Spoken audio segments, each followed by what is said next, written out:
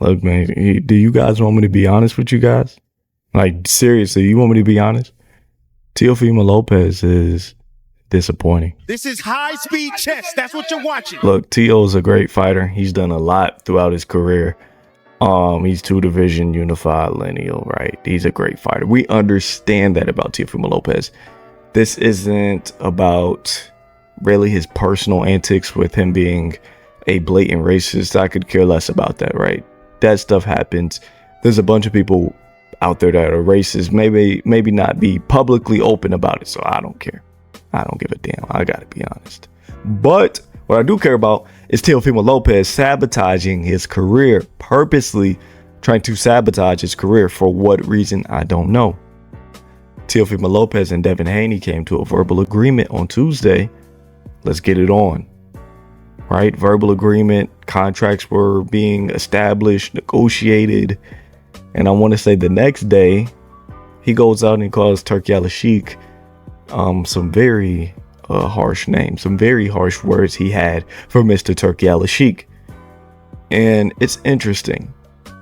It's really interesting because the day after you and Haney start to get things rolling, you go out there and, I feel like Teo never really wanted to fight Haney. So he's sabotaging his career. I am not a fan of Teofimo Lopez. From outside to inside the ring, I'm not a big fan of Teofimo Lopez. I gotta be honest, I don't like the kid. Now, I am a fan and I will always advocate for fighters' power. I want to make sure the fighters and boxers have power. I want to make sure their voices are heard.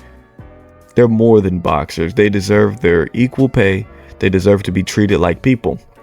That is why I wasn't extremely harsh on Devin Haney when he filed his lawsuit, because he is a person at the end of the day. Let's not go on a tangent. Let's stay here with Teofimo Lopez. Last year, Teofimo Lopez was complaining about his pay with Top Rank. It was a reason why he wasn't able to fight in the second half of the year, really, because he had a dispute with his promotion, Bob Arum's Top Rank. He stated he never made $1 million ever in a night, and I found that to be crazy. And I stood with Teofimo Lopez. I felt like he should be paid more, whether that was his management team, whether, I don't know. I don't know why he wasn't making the money I felt like he was worth. But now we have this very fortunate situation, and where this man comes into boxing and he brings Teofimo Lopez on, right? He brings him on to fight under him, Mr. Turki Al-Sheikh, that is. And he says, Teo, we're going to put you on a beautiful card, Times Square. And yes, the card was not great, looking back at it. But at the end of the day, the card was big. People watched it. People watched that card more than any Teofimo Lopez fight. And he probably got paid handsomely for his performance. And now he steps away from Turki Al-Sheikh. So what are we doing? What do you want? What do you want? I genuinely do not know what Teofimo Lopez is wanting out of his career. You're disappointing and you are underwhelming so far. The Loma victory, it was 5 years, almost 6 years ago. You've been disappointing. I love the Josh Taylor victory. I love that victory. We understand Josh Taylor isn't the same guy. And that isn't Teofimo Lopez's fault. But Josh Taylor isn't the same guy. I'll be lying here to say that JT is the same JT that fought Jose Ramirez. And I love JT, man. I really wish he won that fight the other day. But JT isn't the same guy. Back to Teofimo Lopez. He's been underwhelming. He's been disappointing. What's the next move? You're supposed to be this young, hungry lion. This is the takeover. Where's the takeover at? Where's the takeover at? What are you taking over? All I've seen is fighters overtake you. Overtake you in popularity. Overtake you on the pound for pound. Overtake you in legacy. Shakur is getting more buzz, more traction than you. To run into somebody whose favorite fighter is Teofimo Lopez. I've met Keyshawn fans, Abdullah Shakur fans. Right? I've met Kenshiro Taraji, Kazuto Ioka fans. Apataya, Ali Hanila, I don't meet TO fans, man. You're corny. You're cringe. You've always been like that. You've always wanted to fit in.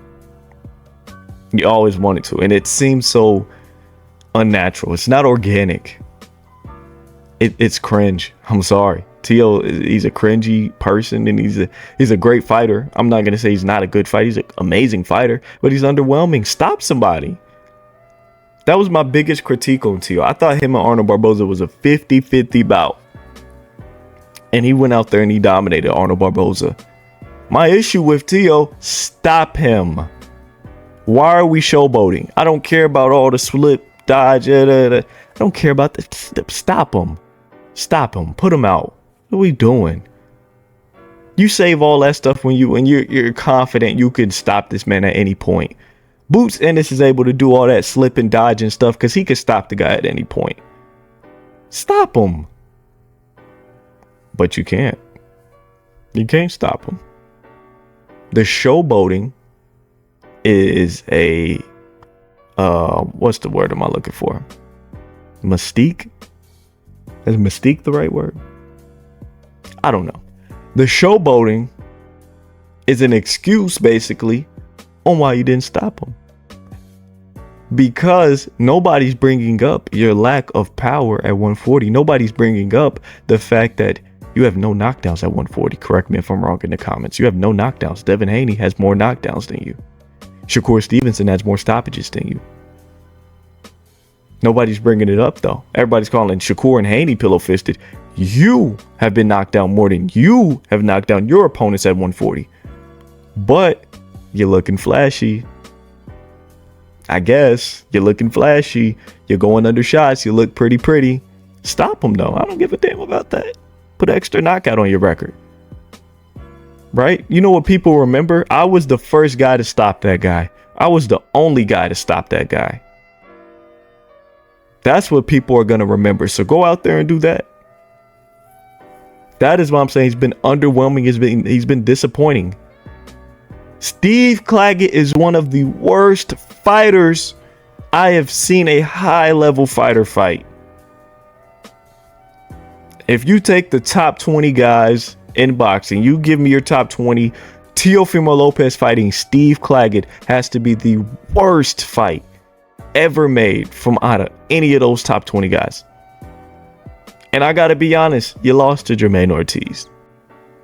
I watched that on, what was that, a Tuesday, Thursday? You lost.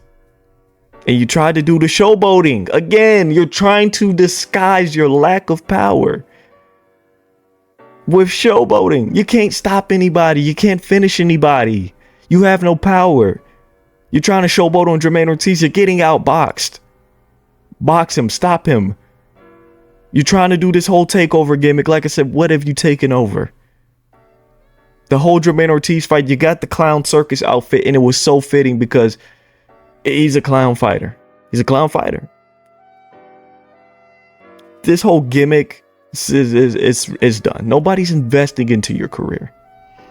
The WBO, it doesn't even want you to hold their title anymore. Now you're not with Turkey El Sheikh. Teofimo Lopez is easily the most disappointing, the most disgusting, disgraceful fighter in all of boxing right now. But I'm really interested to hear how you guys feel about Teofimo Lopez right now. That is my rant. I'll see you guys in the next.